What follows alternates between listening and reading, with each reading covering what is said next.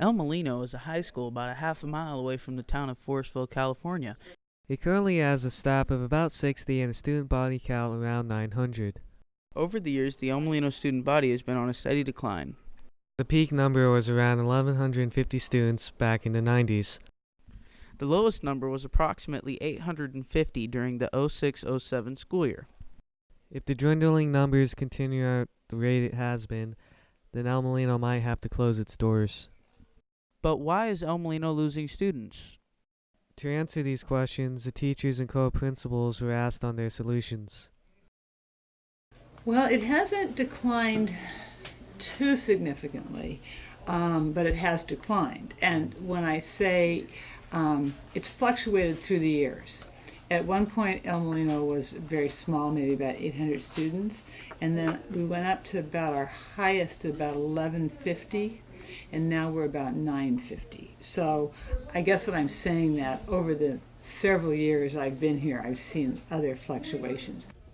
It's difficult to live in West County. It's an expensive place. People don't, younger people don't move here that have school-age kids. It just costs, a lot of money to live. If you look around Sonoma County, there's really only one school district that doesn't have declining enrollment, and that's Windsor. Because of the amount of new building that's occurred in Windsor and is still happening and still being planned for the future, Windsor has a very large school district, and it's becoming larger. It's disastrous. I don't think that we want to lose students. I don't know how many students we can lose before we actually don't have enough students. I know that El Molino was kind of siphoned off of Annalee back in the day when they created El Molino. They decided they wanted a school here. Students are switching to other schools because they can. It's kind of like an open enrollment type of thing. Their parents can decide which school they want to go to. So there are some students who are electing to go to other schools that would normally be going to El Molino. There are a lot of people who live in our attendance area, Forestville, parts of Sebastopol, the river, Occidental, where people have lived there for a long period of time. Their kids are older, they're not school age. And so because of that, you get these little dips, demographic dips is what they're referred to as, where you go through these little peaks and valleys of school enrollment. I think what's happening right now is that there are fewer students in West County altogether. If you look at the elementary school populations, they've also declined. Part of it is the high cost of housing. Through the years, another factor for declining enrollment have been floods at the Russian River area where a lot of housing was simply wiped out. I think that we just don't have enough students within our general area, and it's pretty hard to pull students from their home areas. I mean, where the kids have gone to the middle schools there. It's pretty difficult. You have to have a pretty big draw at a school to entice a kid away from friends and neighbors and, fellow teachers and people they've been with all their lives to go to a school that's not in their district. It's got to be a pretty big thing to make them change, I think. Yeah, we just don't have enough kids that in this area. How to make things more affordable for people. It's kind of in the free market system that we have. There's supply and demand, and things just.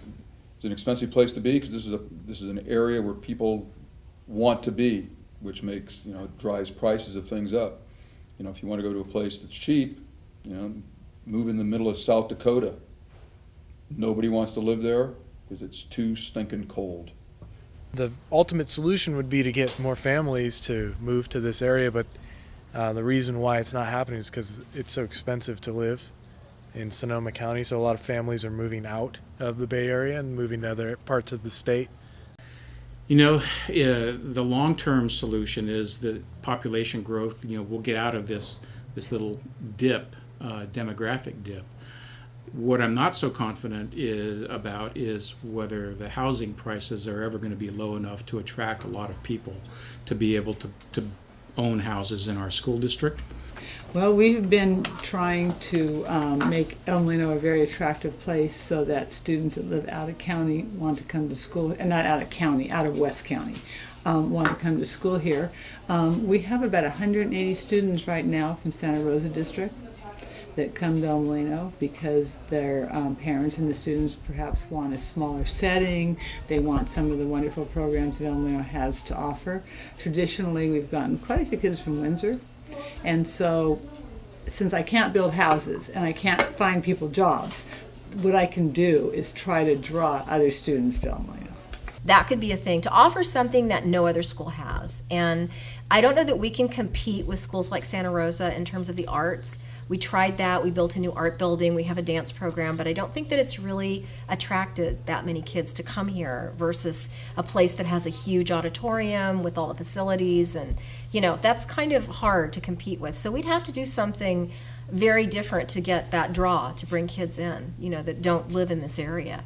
I think academics is a good way to start. We have really dedicated students. We have some teachers that are willing to do that.